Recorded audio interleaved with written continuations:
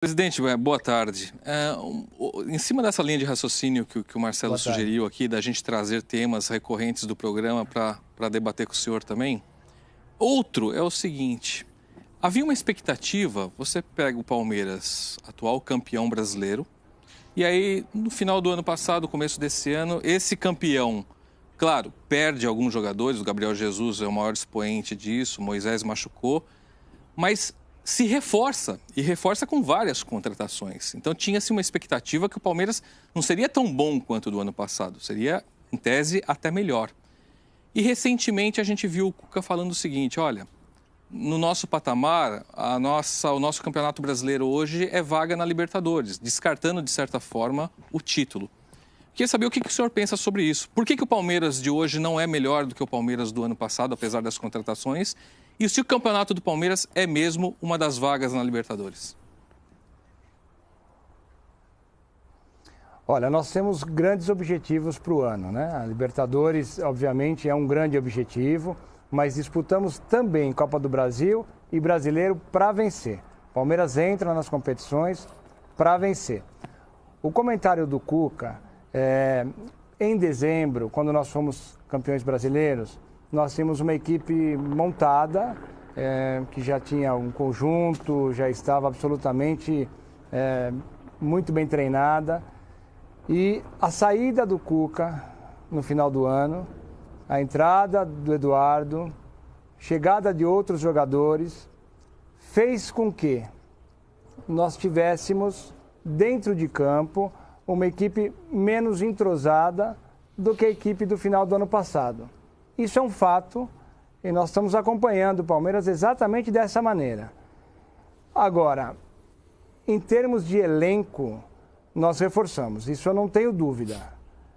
Trouxemos jogadores experientes, ganhadores. O fato nós precisamos de um período agora para reorganizar, até porque a saída do Cuca e a entrada do Eduardo mudou um pouquinho a característica de jogo, a forma da equipe se comportar. Então nós temos que retomar, agora com a volta do Cuca, que faz pouco mais de um mês, o futebol que nós tínhamos no ano passado. Eu não tenho dúvida, eu tenho total convicção de que o elenco está reforçado, nós estamos mais fortes e com o tempo encontraremos o caminho da vitória. Vamos dar uma passada no nosso estúdio em São Paulo, saber se a Ana ou o André querem fazer alguma pergunta. Quero sim, Barreto. Boa tarde, Maurício. É a Ana Thaís. Maurício, durante a sua ausência, né, enquanto você esteve com a seleção brasileira, né, foi chefe de delegação, teve uma entrevista do ex-presidente, o Mustafa Contursi, da Folha de São Paulo, que ele criticava muito a relação dos gastos, o trabalho do diretor de futebol, Alexandre Matos. Isso até criou, assim, num curto período, assim, 2, 3 dias, até um certo assunto em relação aos gastos, do que estava sendo feito em relação ao Palmeiras, proporcional ao desempenho do time em campo. Queria que você pudesse falar um pouco como que você viu isso, né? Como que você recebeu essa entrevista e essa pressão externa, né? Interna, na verdade, em cima do trabalho do Alexandre. E uma segunda questão, se você me permite, em relação ao Borja. Você teme, de alguma forma, que o Borja acabe... Como foi o Barrios, né? Jogou um pouco, depois não jogou mais, acabou indo embora. Não por adaptação, mas por várias outras questões. Você teme que possa acontecer isso com com o maior investimento do clube, que é o caso do Borja? Boa tarde, Ana. Eu acho o seguinte, vamos começar pelo Borja.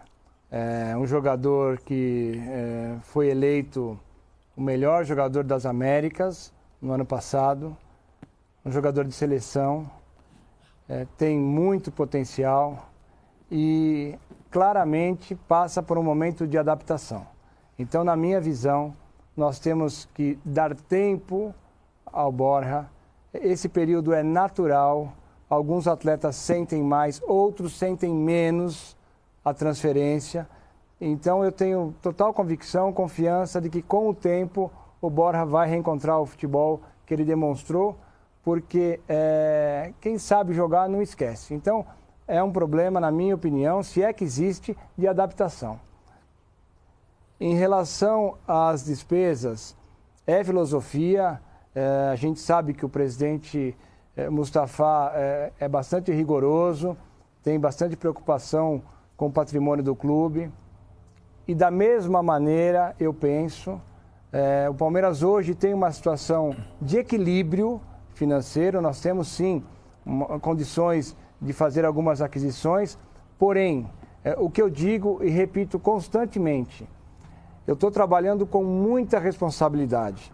O meu objetivo, dentro de 1 ano, é sanar completamente as dívidas do clube. O Palmeiras, ao término do ano que vem, vai ser um clube 100% equilibrado financeiramente, sem dívida para fundos, sem dívida para bancos. Então, eu fico muito à vontade em relação ao aspecto financeiro, porque eu tenho esse compromisso de quitar as dívidas e vou fazer. Em relação ao Alexandre Matos, é um profissional que todos sabem o potencial que ele tem, é um profissional vencedor, chegou no Palmeiras no início de 2015, conseguiu 2 títulos e assim que eu assumi, o primeiro contrato que eu assinei foi o da Alexandre Matos. É um profissional da minha confiança, acredito muito no trabalho dele e ele tem contrato conosco até o término do ano que vem e vai continuar o trabalho conosco, sem nenhum problema.